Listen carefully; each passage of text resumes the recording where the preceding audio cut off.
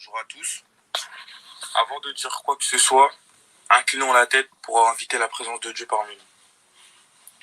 Seigneur Dieu, nous voulons te remercier pour le souffle de vie que tu nous accordes une fois de plus durant cette journée. Saint-Esprit, que tu puisses parler à travers ma bouche afin que les gens puissent comprendre ce que j'ai à leur dire, que tu puisses agir à travers les cœurs et les esprits afin qu'ils puissent comprendre ce que ta parole a à nous dire aujourd'hui.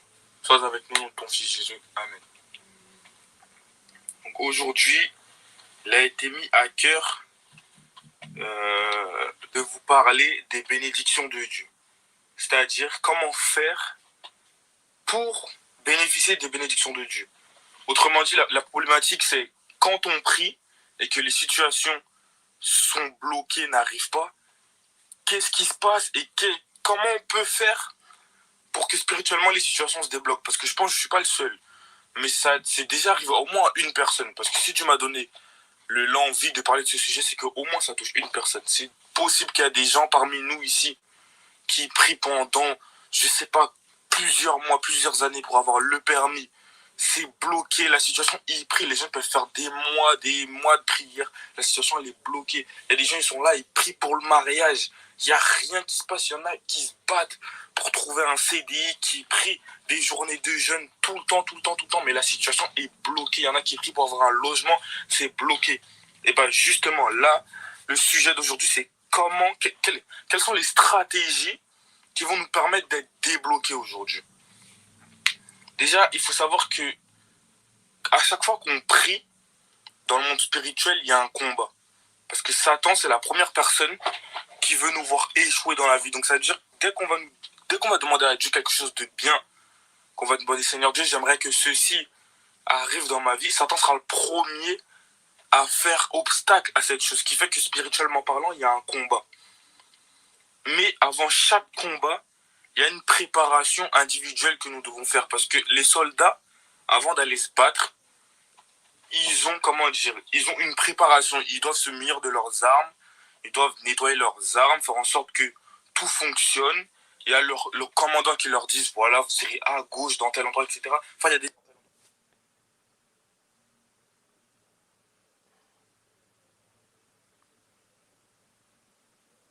serez à gauche dans tel endroit, etc. Enfin, il y a des directives et il y a des choses à faire. Vous n'allez jamais voir un soldat partir en guerre sans armes ou avec un casque en moins, sans bouclier, jamais de la vie, c'est impossible. Bah, en tant que chrétien, nous aussi, on a une préparation spirituelle avant chaque combat qu'on devrait faire. On devrait demander au Saint-Esprit de nous dire, Saint-Esprit, qu'est-ce que je dois faire pour que je ne puisse pas tomber lorsque Satan va m'attaquer. Parce qu'il y a deux exemples dans la Bible. On est à l'histoire de Josué, enfin l'histoire du peuple dans Josué au verset 3, enfin le chapitre 3, pardon, ceux qui veulent aller le lire après, c'est libre à vous. Mais je grossis les traits. Ah non, j'ai pris le mauvais exemple, excusez-moi, j'ai pris le mauvais exemple. Je voulais parler de Élie. Élie dans le désert dans 1 roi 19, bah, on va le prendre.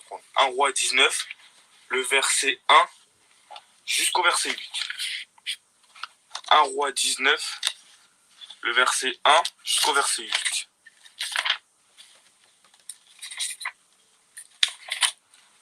Je lis. Akab rapporta à Jézabel tout ce qu'avait fait Élie et la manière dont il avait tué par l'épée tous les prophètes. Jézabel envoya alors un messager à Élie pour lui dire « Que les dieux me traitent avec toute la grande sévérité si demain à la même heure, je ne te fais pas ce que tu leur as fait. » Voyons cela, Élie se leva et partit sauver sa vie. Il arriva à Beersheba, une ville qui appartient à Juda, et il laissa son serviteur. Quant à lui, il marcha toute une journée dans le désert, puis il s'assit sous un guenêt, et il demanda la mort en disant « C'est assez. Maintenant, Éternel, prends ma vie, car je ne suis pas meilleur que mes ancêtres. » Il se coucha et s'endormit sous un guenêt. Et voici qu'un ange le toucha et lui dit « Lève-toi et mange. » Élie regarda et il vit à son chevet un gâteau cuit sur des pierres chauffées, ainsi qu'une cruche d'eau. Il mangea et but, puis se recoucha. L'ange de l'Éternel vint une deuxième fois, le toucha et dit « Lève-toi et mange, car le chemin est trop long pour toi. » Il se leva, mangea et but, puis avec la force que lui donna cette nourriture, il marcha 40 jours et 40 nuits jusqu'à la montagne de Dieu, jusqu'à Horeb. L'ange de l'Éternel, écoutez bien ce que va dire l'ange de l'Éternel.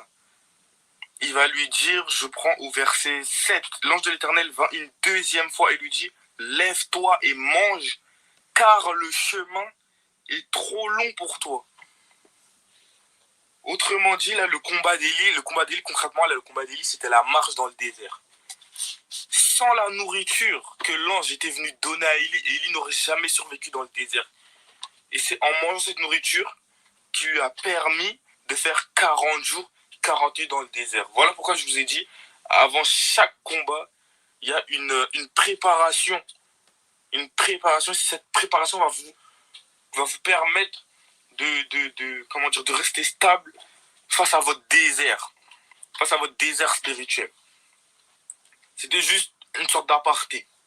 Maintenant, là, on va rentrer dans le vif du sujet directement. Comment ça se fait que des fois, là c'est la problématique, comment ça se fait que des fois on prie, la situation est bloquée malgré le fait qu'on prie Dieu pendant des jours, des semaines, des mois, voire des années. Comment ça se fait que les choses n'avancent pas, il n'y a rien qui évolue. Le premier cas, c'est que Satan, je suis désolé de dire ça comme ça, mais vous allez voir qu'après la Bible justifie ce que je vais dire. Mais le premier cas, c'est que Satan a le pouvoir d'empêcher nos bénédictions de tomber. Oui. Malheureusement, c'est une réalité, malheureusement. Satan a le pouvoir d'empêcher nos bénédictions de tomber. Moi, j'appelle ça l'effet parapluie. C'est-à-dire que quand on prie et que Dieu veut faire tomber les bénédictions sur nous, Satan va avoir un effet parapluie sur nous. Il va faire en sorte que les bénédictions passent à côté. Passent à côté, passent à droite, passent à gauche. Elles tombent sur tout le monde sauf nous. Combien de personnes ici, ils prient depuis je ne sais pas combien d'années pour avoir un CDI. Il y a des personnes qui vont arriver avant eux, qui vont avoir un CDI avant eux. Toutes les personnes autour de vous vont avoir un CDI sauf vous. C'est que malheureusement, dans un cas, Satan peut empêcher la bénédiction de tomber. Je vais prendre l'exemple pour vous de Daniel 10, le verset 10 à 14. Daniel 10, verset 10 à 14. Je n'invente rien, je ne m'appuie exclusivement que sur la Bible. Et vous verrez dans ce passage que malheureusement Satan peut faire en sorte de nous supprimer nos bénédictions. Daniel 10, verset 10 à 14, je lis. Mais une main m'a touché et m'a dit tout tremblant sur mes genoux et la paume de mes mains. Et m'a mis tout tremblant sur mes genoux et la paume de mes mains, excusez-moi. Puis l'homme m'a dit, Daniel, homme considéré comme précieux, sois attentif aux paroles que je vais te dire et tiens-toi debout là où tu es. En effet, j'ai été maintenant envoyé vers toi. Lorsqu'il m'a dit ceci, je me suis tenu debout tout tremblant. Il m'a dit, Daniel, n'aie pas peur, car dès le premier jour où tu as eu à cœur de comprendre et de t'humilier devant ton Dieu, tes paroles ont été entendues, c'est à cause de cela, c'est à cause d'elle que je suis venu. Le chef du royaume de Perse m'a résisté 21 jours, mais Michel, l'un des principaux anges, est venu à mon aide et je suis resté là, près des rois de Perse. Je viens maintenant pour te faire comprendre ce qui doit arriver à ton peuple dans l'avenir, car la vision concerne encore cette époque-là. Donc, globalement, les versets d'avant nous disent que Daniel, il a prié parce qu'il avait une vision, il voulait savoir la signification de la vision. Et là, l'ange lui dit, c'est pour ça, dans cette partie de verset, il y a deux choses à retenir. Déjà, premièrement, c'est que quand on prie, il y a 3 réponses que Dieu nous donne. Et il faut savoir que quand on prie, la prière vient directement à Dieu. Maintenant, Dieu peut nous donner 3 réponses. Seigneur Dieu, est-ce que je peux avoir ceci? Dieu peut dire non. Fin. Deuxième solution, Seigneur Dieu, est-ce que je peux avoir cette chose? Oui, mais attends, c'est pas pour tout de suite. La troisième chose, c'est Seigneur Dieu, est-ce que je peux avoir cette chose? Oui, je te la donne. Parce qu'il y a beaucoup de personnes qui pensent que oui, quand on prie, Dieu ne nous entend pas. Dieu fait la sourde oreille, c'est comme si la prière, elle prend du temps, elle s'est perdue dans l'espace et que Dieu n'a pas entendu. C'est faux. Ça, c'est faux. C'est faux parce que l'ange de l'Éternel, l'ange lui-même, vient de dire, Daniel, au verset 12, Daniel, n'aie pas peur, car dès le premier jour où tu as eu cœur de comprendre et de t'humilier devant Dieu, tes paroles ont été entendues. Et c'est à cause d'elle que je suis venu. Autrement dit, là, je m'adresse à une personne. Ta prière a été entendue. C'est le diable qui fait croire que Dieu n'entend pas. C'est faux. Dieu a entendu tes prières. Dieu a entendu tes prières. Et il y a plein d'autres versets comme ça. 1 Pierre 3, verset 12. Ésaïe 59, verset 1. 1 Jean 5, verset 14 qui nous dit que dès qu'on prie, Dieu n'est pas sourd pour entendre. Dieu entend. Maintenant, là, la deuxième chose à retenir à travers ce texte, c'est que l'ange nous dit que le roi de Perse l'a résisté 21 jours. Le roi de Perse, dans ce cas-là, c'est un autre nom pour désigner Satan. Autrement dit, Daniel prie, au moment où il prie, Dieu entend et fait descendre la bénédiction. Mais ce qui se passe, c'est qu'en descendant, quand l'ange qui portait la bénédiction voulait la donner à Daniel, qu'est-ce qui s'est passé? Conflit. Le roi de Perse, qui est Satan, ne voulait pas. Donc il y a eu 21 jours de combat.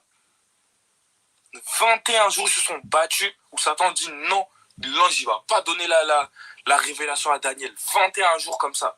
Et il a fallu que Michel, donc Jésus, vienne prendre part à ce combat, avoir la victoire et faire en sorte que l'ange puisse donner la révélation à Daniel. C'est pour ça que dans l'exemple que je veux donner, c'est que Satan peut empêcher votre bénédiction de tomber. Dans certains cas, si la bénédiction tarde, s'il n'y a rien qui est débloqué dans votre vie, c'est que spirituellement, il y a quelque chose. Il y a un combat. Spirituellement, il y a une guerre. Il y a une guerre. Et Satan peut bloquer vos bénédictions et ne va pas du tout s'en priver. Du tout s'en priver. Voilà pourquoi je vous dis, des fois, il y a des gens qui prient pour des situations, il n'y a rien qui se débloque. C'est parce qu'il y a conflit cosmique. Il y a deux forces dans le monde spirituel qui se battent. Et vous savez pourquoi Daniel a eu la victoire? Parce que à ce moment-là, Daniel faisait quoi? Il priait. Même si le premier jour, il n'y a eu aucune réponse, il continue à prier. Deuxième jour, il n'y a rien eu, il continue. Troisième jour, il n'y a rien eu, il continue. Le secret de la victoire de Daniel, ça a été la persévérance. La persévérance, et malheureusement, il y a beaucoup de gens qui sont là, qui étaient à deux doigts d'avoir leur bénédiction, mais qui ont lâché prise, qui ont dit non, Seigneur, Seigneur, il n'écoute pas, je prie, ça fait plusieurs mois, il ne se passe rien. Faut continuer, c'est très dur. Hein. Honnêtement, c'est très dur, la persévérance. Continuer à prier pour quelque chose où il n'y a aucune évolution, on voit aucune évolution, mais il y a plein d'exemples dans la Bible, on peut voir qu'il y a des personnes qui ont persévéré et ils ont tous eu ce qu'ils avaient demandé, ils ont tous eu ça. Il n'y a aucun exemple dans la Bible où vous avez vu quelqu'un prier, persévérer pour quelque chose et Dieu ne lui a pas donné. En tout cas, moi, je n'ai pas vu de cas comme ça. Comme je vous le disais, ce qui a influencé le combat spirituel entre Jésus et Satan, ça a été la persévérance de Daniel. Sa persévérance dans le monde physique a déclenché sa victoire dans le monde spirituel. Voilà pourquoi, frères et sœurs, même si vous êtes là, vous priez, ça fait je ne sais pas combien de temps, vous voyez, tous les CDI passent sous votre nez. Vous n'avez pas toujours trouvé votre mari, vous voulez déménager, il n'y a rien qui se débloque. Vous voulez faire ceci, vous êtes en manque d'argent, vous n'arrivez pas à payer vos impôts. Continuez à prier, frères et sœurs. Continuez à rester dans la prière. Continuez à persévérer parce que c'est en persévérant que nous aurons la victoire. C'est la seule façon pour nous. Parce qu'on ne peut pas agir dans le monde spirituel. Nous, on peut pas aller se battre dans le monde spirituel. Il n'y a que Dieu qui peut le faire pour nous. Sauf que Dieu ne peut pas nous forcer à croire. La persévérance, ça dépend que de nous. Si nous, on est déterminés à avoir nos choses, à prier, c'est là que Dieu lui-même, comme on dit dans Daniel 12, c'est là que Michel et ses anges vont venir pour nous et nous arracher la victoire. C'est comme ça que nous, nous, on pourra avoir nos bénédictions. Et c'est comme ça que l'effet parapluie que Satan il fait sur notre vie, c'est comme ça qu'il va disparaître et nous pourrons toucher à nos bénédictions. Ça, c'est le premier cas. Maintenant, quand Satan lui-même ne fait pas l'effet parapluie, quand Satan lui-même ne bloque pas nos bénédictions, le deuxième cas qui peut empêcher nos bénédictions d'arriver, c'est lorsqu'il y a de l'interdit chez nous. Le terme d'interdit chez nous, il vient de Josué 7. Josué 7, je ne sais pas si on va le lire. Ceux qui veulent le lire chez eux, c'est libre à vous. C'est comme vous voulez, mais l'histoire de Josué 7, elle nous parle de l'histoire d'Akan. Parce que, qu'est-ce qui se passe? Pendant la prise de Jéricho, Dieu avait donné un ordre. Dieu avait dit, vous brûlerez tout ce que vous trouverez, vous ne prendrez rien. Seul Rahab et toutes les personnes qui sont dans sa maison survivront, mais sinon vous tuez tout, vous brûlez tout, vous prenez rien. C'était l'ordre que Dieu avait donné par rapport à Jéricho. Maintenant, qu'est-ce qui s'est passé? Akan vient, il a pris je sais plus quoi, une tenue de Sichar avec de l'argent ou je sais pas quoi, qu'est-ce qu'il a fait? Il a caché ça sous sa tente. Maintenant, l'histoire ne s'arrête pas là. L'histoire ne s'arrête pas là. Après ça, Israël se bat contre qui? Aïe, une toute petite ville, vraiment une ville de rien du tout. Normalement, c'était victoire assurée. Qu'est-ce qui s'est passé? Aïe va mettre une terrible défaite à Israël. Pourquoi? Quand Josué va supplier Dieu de dire, Seigneur, pourquoi nous n'avons pas la victoire? Pourquoi la bénédiction n'est pas venue sur nous? Qu'est-ce que Dieu va dire? Il y a de l'interdit au milieu d'Israël. Et tant que l'interdit est là, tant que l'interdit n'est pas éradiqué, Israël va faire que perdre. Qu'est-ce que vous pouvez voir à la fin? L'interdit a été trouvé, Akan a avoué son péché. Lui et toute sa famille sont mortes. Après, ils sont allés se battre contre Aïe. La victoire est venue. Voilà le deuxième cas. Où des fois, on est là, on prie. Seigneur, j'aimerais avoir ceci, j'aimerais avoir cela, mais il y a de l'interdit. L'interdit, c'est soit Dieu vous a... Il y a quelque chose chez vous qui empêche d'avoir la bénédiction. Ce quelque chose, je sais pas, ça peut être l'entourage, la famille, ça peut être un comportement, ça peut être une façon de penser, je sais pas. Ça peut être carrément un objet littéral chez vous, mais en tout cas, ça, c'est que le Saint-Esprit qui pourra vous dire ce qui bloque dans l'acquisition de vos bénédictions, mais il y a quelque chose qui est sûr, c'est qu'il y a quelque chose qu'il y a chez vous ou en vous qui bloque. Dieu avait l'habitude de descendre sur Israël et de se battre avec Israël et il gagnait. Lorsque les consignes divines étaient appliquées à la lettre, aucune guerre, je dis bien aucune guerre israélite n'a été perdue. Aucune. La victoire était impossible côté Israël quand Dieu venait se battre avec eux et que les consignes étaient respectées. À partir du moment où les consignes n'étaient pas respectées, Dieu s'en va, c'était défaite assurée. Défaite assurée. Moi, je peux vous dire mon cas, moi je sais qu'il y a je sais plus combien de temps, mais je sais que je priais pour avoir des bénédictions, je priais. Et c'est là que Dieu m'a fait comprendre qu'il y a des... En tout cas, moi, c'est mon cas à moi. Mais il y a des objets que j'avais qui ne permettaient pas que les bénédictions arrivent. Je sais que j'avais des objets qui empêchaient ça dans ma vie. Peut-être c'est le cas chez vous. Peut-être, je sais pas, peut-être que dans votre cas, c'est un comportement qui vous empêche. Je sais pas, c'est l'incrédulité qui vous empêche d'avancer. Je sais pas, peut-être c'est quelqu'un qui vous souffle des pensées dans votre entourage qui fait que, je sais pas, seul le Saint-Esprit peut savoir, mes frères et sœurs, si vraiment il y a de l'interdit chez vous, débarrassez-vous de ça parce que vraiment, ça n'apporte que la défaite, que la désolation, que la destruction. Parce qu'en tant que chrétien, on aime bien lire les bénédictions dans Deutéronome 28, à partir du verset 1 jusqu'au verset 14. Oui, si tu obéis à l'Éternel, ta coupe débordera, tes troupeaux seront fertiles, le blé poussera. On aime bien ces versets-là, on connaît on connaît par cœur. Mais bizarrement, on s'arrête tous à partir du verset 14. On s'arrête tous à partir du verset 14. Mais là, il y a une suite. Il y a une suite. Et la suite, elle dit, si tu ne respectes pas Dieu, si tu ne suis pas les commandements de Dieu, et bah, et quand vous regardez, il y a plus, en tout cas, les phrases de malédiction sont plus longues que les phrases de bénédiction. Parce que des fois, on est les premiers à dire, ah, à chaque fois, il nous arrive des problèmes, c'est Satan, c'est Satan, c'est Satan.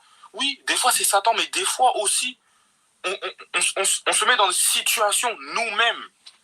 On se met dans des situations nous-mêmes. On aime bien dire, oui, si Dieu nous bénit, c'est grâce à moi, c'est parce que je marche dans la foi. Mais si Dieu ne bénit pas, c'est la faute à Satan. Non. Dans certains cas, c'est faux. Dans certains cas, nous-mêmes, dans notre marche chrétienne, on se met dans des endroits, on se met dans des trous à cause de notre comportement. Et c'est ça qui ramène la malédiction sur notre vie. C'est ça qui fait en sorte que nos bénédictions, elles n'avancent pas. Sauf que, comme je vous disais, des fois, c'est notre comportement, c'est pas Satan. Des fois, c'est notre comportement, c'est nous. Comme il y a de l'interdit chez nous, on ne peut pas bénéficier de notre bénédiction. C'est pour ça, demandez au Saint-Esprit de vous révéler. Demandez vraiment au Saint-Esprit de vous dire, mais oui, qu'est-ce qui cloche? Si c'est pas Satan qui me bloque, Seigneur Dieu, qu'est-ce qu'il y a chez moi?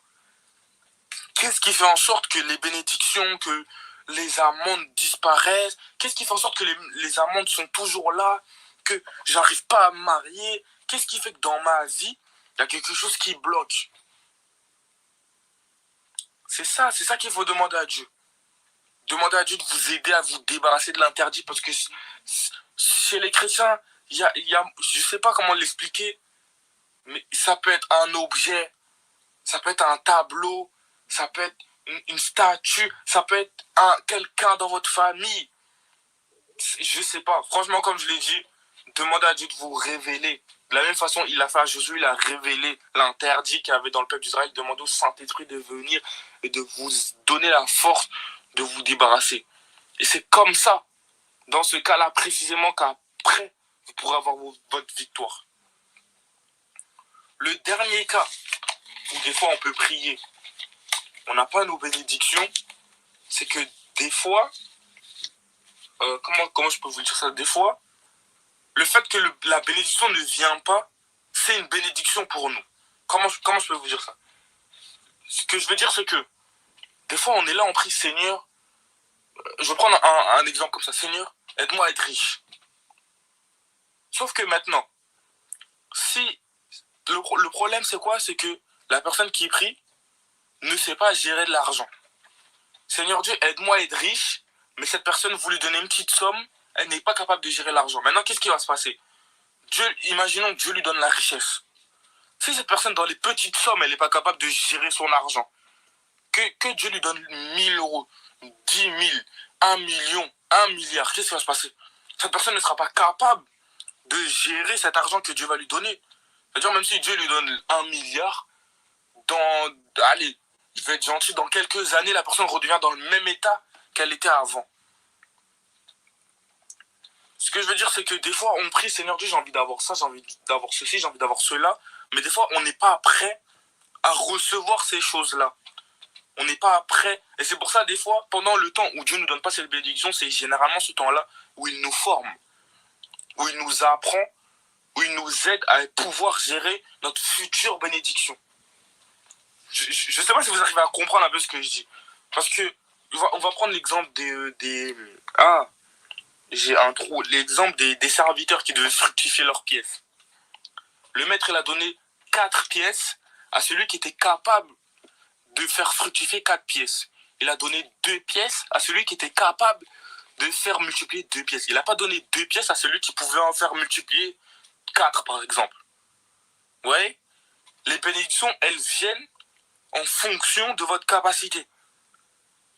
Il y en a, ils sont là, oui, Seigneur Dieu, j'ai envie d'avoir une femme, j'ai envie d'avoir ceci, j'ai envie d'avoir la femme idéale, j'ai envie de trouver ma femme vertueuse, comme dans Proverbe 31. D'accord, c'est une bonne demande. Mais est-ce que toi qui demandes la femme vertueuse, est-ce que toi-même tu es un homme vertueux? Je ne sais pas si vous voyez ce que je veux dire. Seigneur, j'ai envie d'être riche. Mais est-ce que tu as demandé à Dieu de te donner la capacité de savoir gérer l'argent. Parce que quand une bénédiction arrive avec un mauvais timing, ça devient une malédiction. Moi, je sais qu'il y a beaucoup de choses, j'ai demandé à Dieu, mais Seigneur, je prie pour telle chose. Il n'y a rien qui se passe, il n'y a rien qui est débloqué. Clairement, moi je vous dis clairement, Dieu m'a dit, si je te donne la chose là, maintenant, ça va causer ta perte. Je dis, ah bon, comment? Voilà. Ça, si je te ramène ça dans ta vie, fiou, tu vas virer comme ça, tu vas faire ceci, tu vas faire cela, et tu vas te détourner de moi. Et c'est là j'ai dit, waouh. Donc moi, je prie pour une bénédiction, mais sans savoir si Dieu m'avait donné cette bénédiction aurait tourné en malédiction pour moi. Je ne sais pas si vous arrivez à comprendre un peu ce que je dis. C'est pour ça, dans ce cas-là, quand vous priez, vous demandez à Dieu, Seigneur Dieu, envoie-moi la bénédiction. Dieu vous dit, oui, mais attends, demandez à Dieu de vous former, de vous aider. En fait, je ne sais pas comment vous le dire, mais de vous aider à devenir la personne qui sera capable d'accueillir la bénédiction. Comme je vous l'ai dit, moi, je suis allé voir Dieu, Seigneur, qu'est-ce qui se passe? Ah, si je te donne la bénédiction à tel moment, voilà ce qui va se passer après. Maintenant, et ma prière a changé. Ma prière, elle était pas, au début, elle était, Seigneur, donne-moi ceci, donne-moi cela. Quand Dieu m'a ouvert les yeux, maintenant, c'est plus, Seigneur, donne-moi, Seigneur, aide-moi, transforme-moi pour que quand la bénédiction arrive, je sois capable de la gérer. C'est comme ça. C'est ça. Et des fois, c'est pour ça, des fois, on est là, on demande des bénédictions. Comme je veux prendre l'exemple, Seigneur Dieu, donne-moi une femme. Seigneur Dieu, donne-moi l'argent. Sauf que le problème, c'est que si Dieu te donne la femme là tout de suite, si Dieu te donne la femme tout de suite, c'est divorce, c'est embrouille, c'est divorce, c'est ceci, c'est cela. Si Dieu te donne la richesse tout de suite, tu vas la dilapider dans un an. C'est pour ça que Dieu ne te donne pas. Et au lieu de prier pour ça, priez pour Seigneur Dieu, je sais que tu vas me bénir, mais aide-moi à savoir manipuler les 1 million que tu vas me passer. C'est ça, c'est ce genre de prière qu'il devrait avoir. Seigneur Dieu, je sais que tu as réservé ma femme.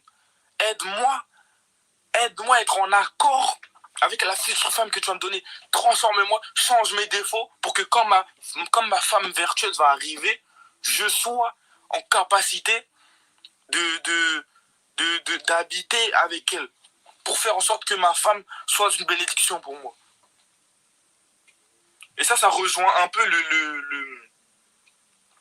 le dernier argument que j'allais donner, c'est que des fois quand on prie Dieu, on nous dit oui, nos bénédictions, elles tombent mal, enfin c'est bloqué, c'est ceci, c'est cela. C'est que des fois, on prie, mais on prie mal. Je ne sais pas comment vous le dire, mais il y a un verset dans la Bible, je ne sais plus c'est quel verset, mais il me dit que quand on prie et qu'on ne voit pas nos bénédictions tomber, c'est qu'on ne sait pas ce qu'on demande ou on prie mal. Et ça rejoint un peu ce verset rejoint un peu ce cas-là. Demandons à Dieu de nous aider à accepter, à recevoir nos bénédictions. Quand c'est pas Satan qui bloque, quand il n'y a pas de l'interdit chez nous, demandons à Dieu de nous transformer, de faire en sorte que nous soyons capables de recevoir les futures bénédictions que nous aurons.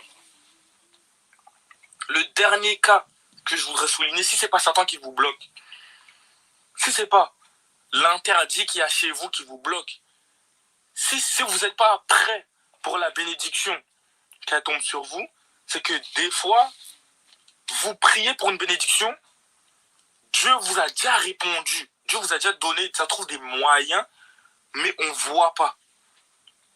On ne voit pas.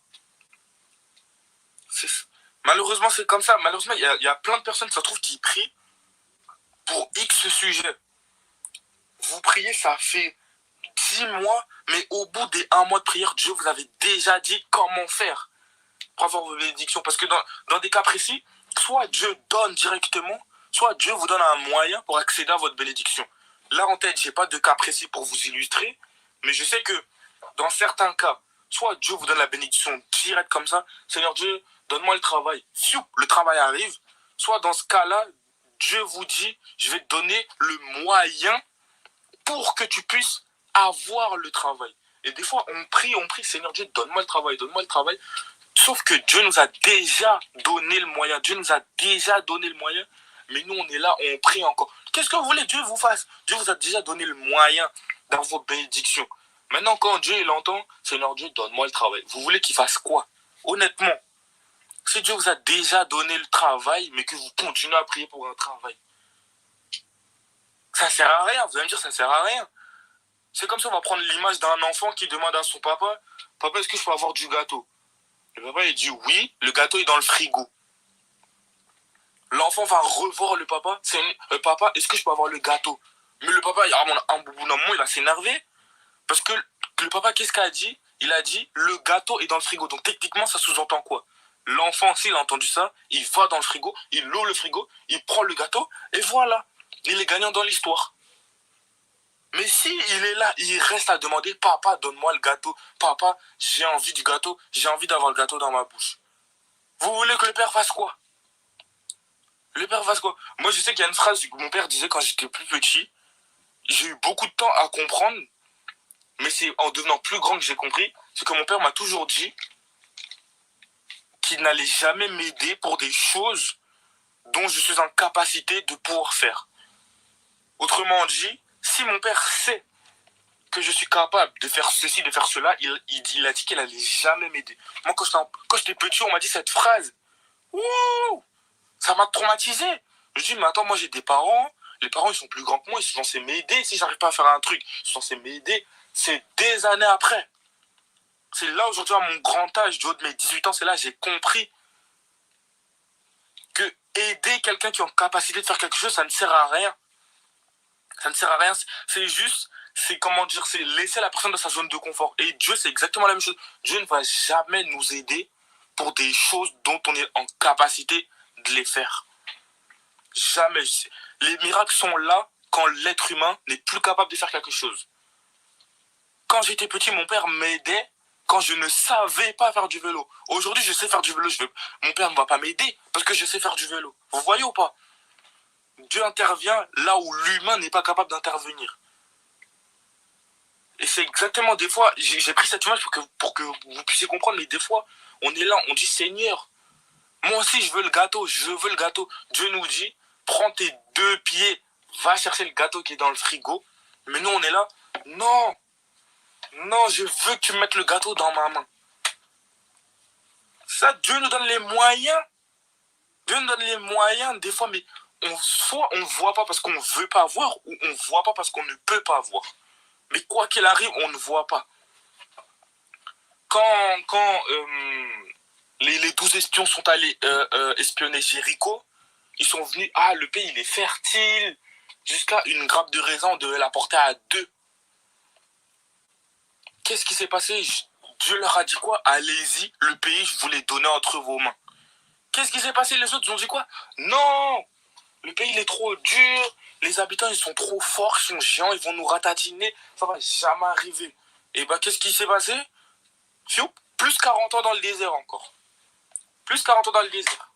Si je me trompe pas. En tout cas, si je me trompe pas, c'est ce qui s'est passé. Moïse il a dit, oui, oui, c'est ça. Il a dit, à part Josué et Caleb, personne n'entrera dans la terre promise puisque personne ne voulait croire. Ils ont fait plus de 40 ans dans le désert. Frères et sœurs, si vous priez pour un sujet, voilà les 4 stratégies de prière que je vous ai données. Premièrement, si vous priez, vous voyez, il n'y a rien qui fonctionne. C'est possible que Satan fasse un effet parapluie, comme je vous l'ai dit au début. Satan se met entre vous et Dieu et il y a un combat spirituel. Solution, persévérance et foi. C'est la seule chose qui va vous permettre de tenir bon et à la fin, vous pourrez arracher vos bénédictions. Normalement, il a dû se plonger 7 fois dans le Jourdain pour que sa lèpre parte. C'est pas 1, pas 2, pas 3, pas 6, 7 fois. C'est en persistant, en écoutant la parole d'Élie qu'il a eu sa bénédiction. Deuxième cas, si la bénédiction ne vient pas, si Satan ne fait pas effet parapluie sur vous, l'interdit est au milieu de chez vous. Comme je vous l'ai dit, l'interdit, ça peut être un objet, ça peut être un habit, ça peut être quelqu'un, ça peut être une façon de penser, je sais pas. La solution, le Saint-Esprit. Il n'y a que le Saint-Esprit qui pourra vous dire, voilà ce qui bloque dans ta vie, voilà l'interdit, débarrasse-toi de ça. Si tu vas avoir le mari, si tu vas avoir le permis, si tu vas avoir le CDI, débarrasse-toi de ça. Moi, je suis personne, moi, je vous dis juste les découvertes que j'ai fait dans la Bible. Après, chaque cas est différent, chaque marche est différent. Moi, pour moi, c'est un objet. Peut-être pour quelqu'un, ça sera, je sais pas, un comportement. Pour une autre personne, ça sera, Dieu, ça le sait. Seulement, la solution est universelle pour tout le monde. Il n'y a que le Saint-Esprit qui pourra vous dire, débarrassez-vous de telle ou telle chose. Troisième cas, s'il n'y a pas de l'interdit chez vous, si c'est pas Satan qui bloque, c'est que on prie mal. Dans le sens où Dieu nous a déjà donné des solutions, ou Dieu nous a déjà répondu, mais on continue à prier pour la chose. Ça, encore une fois, dans ce cas, la solution, il n'y a que le Saint-Esprit qui pourra nous ouvrir les yeux et nous dire, voilà, mais Dieu t'a donné des solutions, voilà les solutions, applique les solutions, et fais ceci, fais cela. Que le Saint-Esprit, encore une fois. Et avec le quatrième, mais j'ai un trou de mémoire. J'ai un trou de mémoire qui est venu dans ma tête, excusez-moi.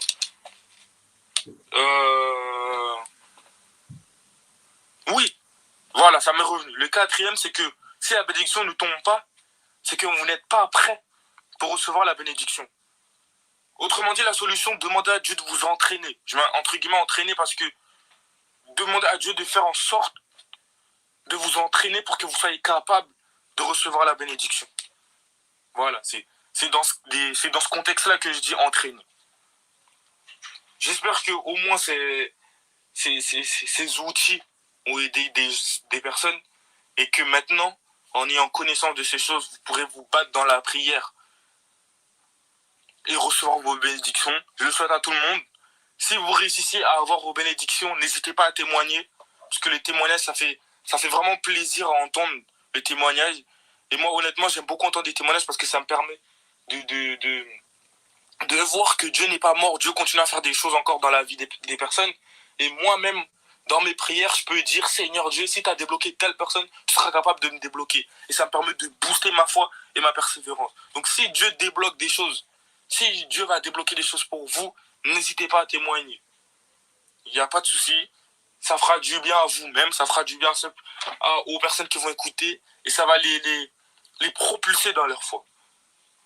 En tout cas, je prie pour que le Saint-Esprit puisse vous révéler quelle situation s'applique à votre vie et pour qu'il puisse, vous donner la solution pour que nous-mêmes, nous soyons victorieux et que nous ayons nos bénédictions et que nous soyons la tête et non la queue.